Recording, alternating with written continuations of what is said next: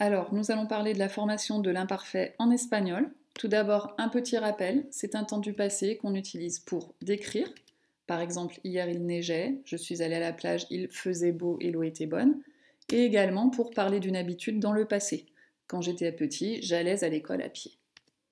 En espagnol, alors, comment ça marche? Si vous observez dans ce tableau le radical, je vous ai mis les verbes à l'imparfait d'un côté et leur infinitif de l'autre.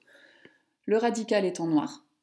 Et vous pouvez remarquer que c'est le radical de l'infinitif, c'est-à-dire que vous supprimez votre terminaison de l'infinitif, AR, ER ou IR, et vous obtenez votre radical.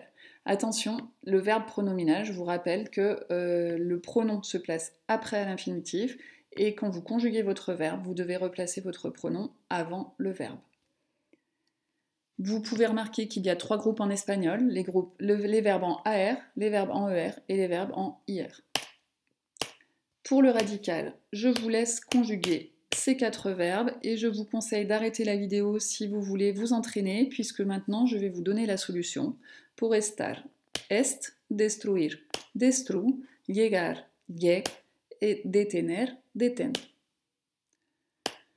Les terminaisons, donc vous avez 2 types de terminaisons, les terminaisons en aba et les terminaisons en ia.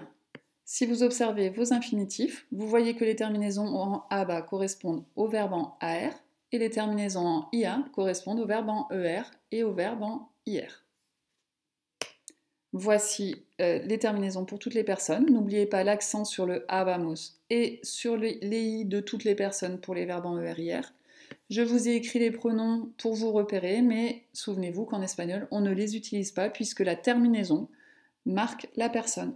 Par exemple, si vous avez mos à la fin, vous savez que nous sommes en train de conjuguer à la première personne du pluriel. Donc vous n'avez pas besoin du nosotros. Je vous laisse conjuguer maintenant ces 3 verbes à l'imparfait. Attention, detenerse est pronominal. Et je vous conseille aussi d'arrêter la vidéo si vous voulez vous entraîner, puisque sur la diapositive suivante, je vous donne la solution. Voici maintenant la solution,